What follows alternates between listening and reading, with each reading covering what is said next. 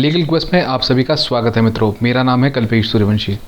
मित्रों, रिसेंटली एक जजमेंट आया है कोर्ट का, जिसमें कोर्ट ने कहा है कि जो मस्जिद से जो अजान दी जाती है उसमें और लाउड स्पीकर का जो यूज किया जाता है, माइक और लाउड स्पीकर का, उसमें अंतर है मित्रों। यानी आप अजान तो दे सकते हो लेकिन लाउड स्पीकर का इस्तेमाल नहीं कर सकते। ये आपका राइट नहीं है। अजान देना एक राइट है which is protected under article 25। वो प्रोटेक्टेड है अंडर आर्टिकल 25 में, लेकिन लाउड स्पीकर का इस्तेमाल करना ये प्रोटेक्टेड नहीं है। तो जानते हैं इस डिसीजन तक कोर्ट कैसे पहुंचा। इसके पहले कुछ ऐसे डिसीजन हुए थे या इसका कोई प्रेसिडेंट था? तो चलिए फिर शुरू करते हैं। मित्रों, ये डिसीजन जो आया है वो आया है एक पब्लिक इंटरेस्ट लिटिगेशन यानी PIL जो फाइल हुई थी उसके जवाब में। मित्रों, इस पिटीशन का नाम Shri Afzal Ansari versus state of UP and 2 others ऐसा है। मित्रों, इसका डिसीजन आया था 15/5/2020 में। मित्रों, दरअसल अफजल अंसारी जो है वो एक मेंबर ऑफ पार्लियामेंट है गाजीपुर से। उन्होंने एक लेटर लिखा था कोर्ट को जिसमें कहा गया था कि fundamental rights of a particular religion यानी मुस्लिम रिलीजन के बारे में बात हो रही है, उनके वायलेट हो रहे हैं क्योंकि उनको अजान देने में पुलिस का हिंड्रेंस है, जबकि मस्जिद से एक ही आदमी अजान देता था जो कि लाउड स्पीकर से देता था,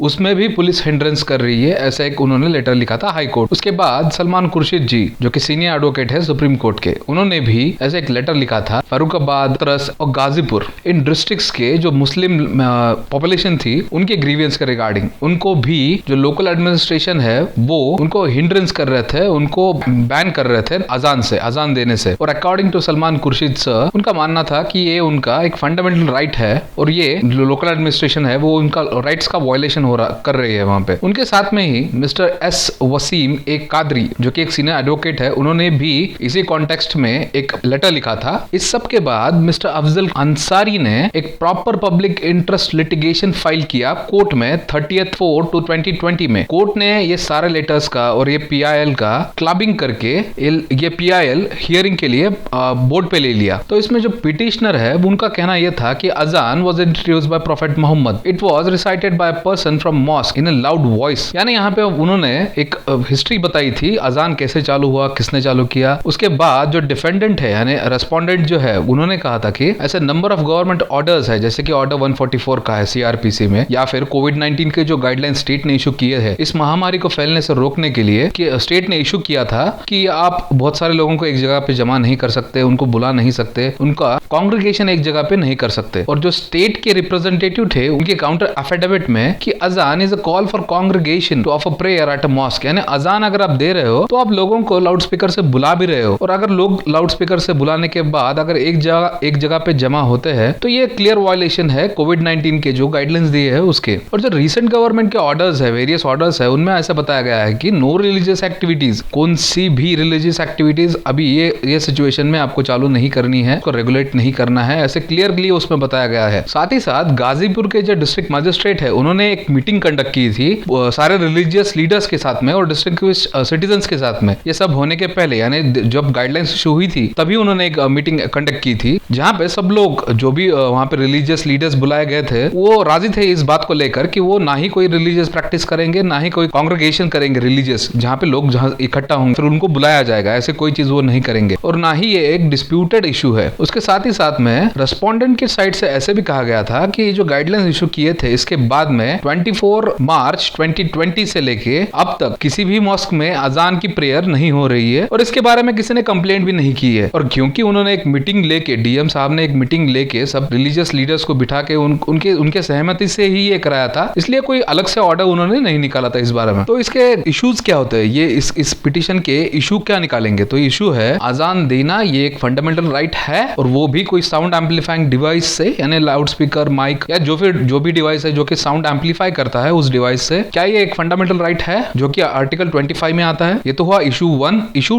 2 ये कहता है कि क्या सिर्फ अजान देना ही कोई गाइडलाइंस का वायलेशन है जो कि गवर्नमेंट कर रहा है, यानी एक बंदा भी अगर अजान दे तो गाइडलाइंस का वायलेशन है? ऐसे 2 इशू प्रोमिनेंटली कोर्ट के सामने है। इस इश्यूज को देखते हुए कोर्ट ने कुछ केस लॉज भी प्रेफर किए थे। उस केस लॉज में जैसे कि Veer Ganga religious society versus state of West Bengal and others, उसमें कोर्ट ने कहा था कि there can not be any dispute that sound is known as source of pollution, यानी साउंड पोल्यूशन के बारे में कोर्ट ने कहा था। उसमें कोर्ट ने यह भी कहा था कि the religion that has been performed by the petitioner and others is nothing new but the same is there for several centuries, यानी अगर कोई चीज जो कि बहुत सेंचुरीज से चली आ रही है उसको कोई हिंडरेंस नहीं हुआ, आज तक किसी ने ऑब्जेक्शन नहीं किया, इसका मतलब ये नहीं आगे भी चलनी चाहिए, ऐसे कोई उसका मतलब नहीं होता। क्योंकि आर्टिकल 25 में जो आपको इंडिपेंडेंस दिया है, फंडामेंटल राइट्स दिया है, उसका आर्टिकल 19 से भी लेना देना है। जैसे आर्टिकल 19 में फ्रीडम ऑफ स्पीच दिया गया है, वैसे ही आपको क्या सुनना है ये भी आपकी फ्रीडम है मित्रों। आप पे कोई फोर्स नहीं कर सकता कि आपको ये सुनना ही पड़ेगा, ऐसे कोई फोर्स आपको नहीं कर सकता। इसका और एक केस लॉ है मित्रों, ये कलकत्ता हाई कोर्ट का है, Mohammad Nurur Rahman Barkati and others versus state of West Bengal. ये केस में जो पिटिशनर थे उनका कहना था कि नमाज is the second pillar of Islam, यानी नमाज पढ़ना इस्लाम की एक सेकंड पिलर ही है और ये एक ड्यूटी भी है एक मुस्लिम की कि उन्होंने नमाज पढ़ना ही चाहिए। It is claim that the use of microphone for purpose of azaan is part of religious right guaranteed under article 25, यानी कोई माइक्रोफोन रहे या फिर कोई साउंड एम्पलीफाइंग डिवाइस रहे, इसका यूज करना भी एक राइट ही है। लेकिन यहाँ पे कोर्ट ने क्या कंसिडर किया, नमाज पढ़ना ये तो आपका एक राइट है जो कि प्रोटेक्टेड भी है आर्टिकल 25 में, लेकिन use of loud speaker and microphone ये तो कोई आपका राइट नहीं है,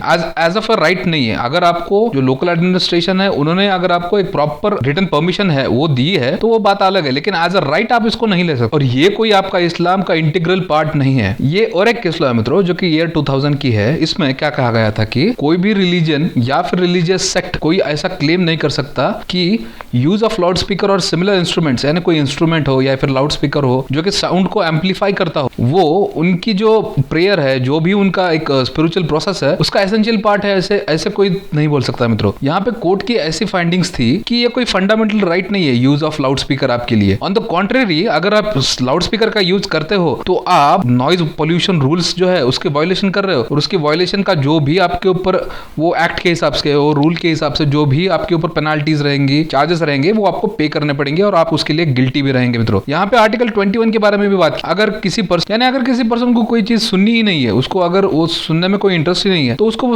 फोर्सफुली नहीं सुना सकते, उसको उसकी मर्जी के खिलाफ आप उसको नहीं सुना सकते मित्रों। यानी हर एक बंदे को खुद की राइट ऑफ लाइफ है, उसकी डिग्निटी से उसके रहने की, लाइफ जीने की उसको राइट है मित्रों। PA Jacobs versus superintendent of police, ये केरला के केस लॉ है मित्रों। इसमें क्या बोला गया था कि जैसे राइट टू लाइफ है, राइट टू स्पीच है, वैसे राइट टू साइलेंस भी है, यानी it implies freedom not to listen and not to force to listen, यानी आप किसी को फोर्स नहीं कर सकते सुनने के लिए। अगर आप किसी को फोर्स कर रहे हो सुनने के लिए तो वो उसकी राइट्स का वायलेशन है सीधा सीधा मित्रों। अभी रिसेंटली 2020 में ही एक केस लॉ था, Masroor Ahmad and others versus state of UP. क्या फाइंडिंग्स थी मित्रों कोर्ट की कि अगर किसी मॉस्क में कोई साउंड एम्पलीफाइंग डिवाइस यूज हो रहा है जो maintenance of public piece and tranquillity के लिए कुछ डिस्टर्ब एरिया है, वैसे वहां पे कुछ इम्प्रॉपर है, तो उसको निकाला भी जा सकता है, उस यूज को रिस्ट्रिक्ट भी किया जा सकता है मित्रों। रामलीला मैदान का एक इंसिडेंट था मित्रों, वहां पे कोर्ट ने कॉग्निजेंस लिया था इस बारे में। तब कोर्ट ने कहा था कि thus it is evident that the right of privacy and right to sleep have always been treated to be fundamental rights like a right to be breathe, to eat, to drink, to blink। ये सब चीजें fundamental rights में include होती है, यानी रात को proper नींद मिलनी चाहिए, ये भी उसका एक फंडामेंटल राइट है मित्रों। साथ ही साथ जो बुजुर्ग लोग हैं या फिर जो फिजिकली वेल नहीं है, जो फिजिकली चैलेंज्ड है, उनको भी एक साइलेंस्ड एनवायरनमेंट मिलना चाहिए, ये उनका राइट है मित्रों। साथ ही साथ जो 6 साल के नीचे के बच्चे होते हैं मित्रों, वो भी काफी सेंसिटिव होते हैं साउंड के अगेंस्ट। थोड़ा भी साउंड अगर आता है तो वो रोने चालू कर देते हैं, तो इस केस में उनका भी राइट वायलेट हो रहा है, ऐसे कोर्ट का मानना था मित्रों। कोर्ट ने यहाँ पे नॉइज पोल्यूशन रूल्स के बारे में बात की थी मित्रों। तो नॉइज पोल्यूशन रूल्स में आपको मैक्सिमम 10 डेसिबल्स, या वो भी रिपब्लिक डे के बारे में बात कर रहे हैं मित्रों, रिपब्लिक डे जैसे ओकेजन पे मैक्सिमम 10 डेसिबल्स, या अगर एम्बियंस में बहुत सारा डिस्टर्बेंस होगा तो मैक्सिमम 75 डेसिबल्स तक आप साउंड बढ़ा सकते। लेकिन रूल 5A क्या कहता है कि आप sound emitting fire cracker shall not be burst in silence zone और ड्यूरिंग द नाइट टाइम। यानी पिछले ईयर का एक जजमेंट था, उसमें जो भी क्रैकर्स है, यानी दिवाली के टाइम जो फटाके फोड़ते हैं हम, तो उस पे भी रिस्ट्रिक्शन सुप्रीम कोर्ट ने इस क्लॉज के ऊपर लाया था मित्रों। लेकिन अगर आपके पास परमिशन भी है कि आप रात को कोई साउंड एम्पलीफाइंग डिवाइस लगाने वाले हैं, लाउड स्पीकर लगाने वाले हैं, माइक लगाने वाले हैं, तो आप रात के 12 बजे से सुबह 6 बजे तक, तो ये अगर परमिशन भी है तो भी नहीं लगा सकते मित्रों। मैं पब्लिक प्लेस की बात कर रहा हूँ, घर में अगर आप करते होगे तो उसके बारे में अलग से आपको परमिशन लेनी पड़ेगी, वो चीज अलग है मित्रों। तो अपना जो फर्स्ट इशू था उसमें जो पिटीशन फाइल की थी, तो पिटीशन में उन्होंने कहीं पे भी मेंशन नहीं किया था कि उन्होंने एक प्रॉपर परमिशन ली है वो लोकल एडमिनिस्ट्रेशन की बात से या फिर डिस्ट्रिक्ट एडमिनिस्ट्रेशन एडमिनिस्ट्रेशन के पास से एक लाउड स्पीकर यूज करने के लिए, या फिर कहा था कि उन्होंने कोई पर्सन को एक अपॉइंट किया है अजान देने के लिए। एक पर्टिकुलर इंडिविजुअल पर्सन के बारे में उन्होंने कुछ बात नहीं की है मित्रों। यहाँ पे ये तो पिटिशनर को एड्रेस किया कोर्ट ने, अब जो रिस्पोंडेंट था उनको भी कोर्ट ने एड्रेस किया मित्रों। यहाँ पे उनके जो रिस्पोंडेंट का कहना था कि अगर आप अजान का कॉल दे रहे हो तो ये वायलेशन करता है उस गाइडलाइंस का, लेकिन क्या अगर आप अजान का कॉल दे रहे हो तो ये तो आप सिर्फ लोगों को बोल रहे हो कि आप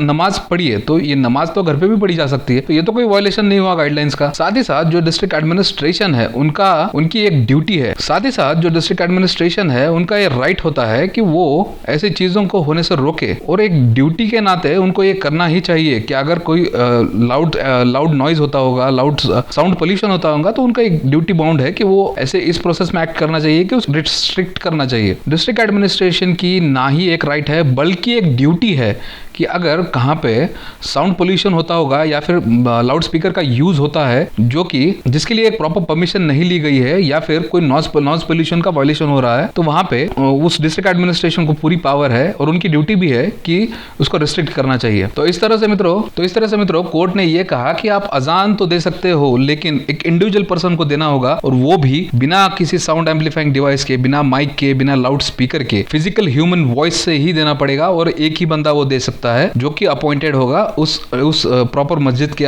जो भी उसकी कमेटी है, लोकल कमेटी है, उससे। लेकिन ये बात सिर्फ मस्जिद पे लागू नहीं होती, जितने भी रिलीजियस कम्युनिटीज है, चाहे क्रिश्चियन हो, चाहे हिंदू हो, चाहे कौन से भी कम्युनिटी हो, उन सब पे ये चीज बाइंडिंग हो जाती है मित्रों। इसके हिसाब से हमें यह समझ में आता है कि आर्टिकल 25 में जितने भी प्रोटेक्शंस दिए हैं रिलीजन्स के रिगार्डिंग में, वो सिर्फ और सिर्फ रिलीजियस प्रैक्टिसेस के लिए दिए गए हैं, उसको एम्पलीफाई करने के लिए नहीं। तो ये था आज का अपना टॉपिक मित्रों। अगर आपको कोई डाउट्स होगा, कोई क्लैरिफिकेशन चाहिए, तो प्लीज कमेंट सेक्शन में इसके बारे में बात कीजिए, और कोई नया टॉपिक होगा तो प्लीज मुझे सजेस्ट कीजिए, हम उस पर वीडियो जरूर बनाएंगे मित्रों। इस चैनल को सब्सक्राइब कीजिए और लाइक कीजिए मित्रों। Thank you.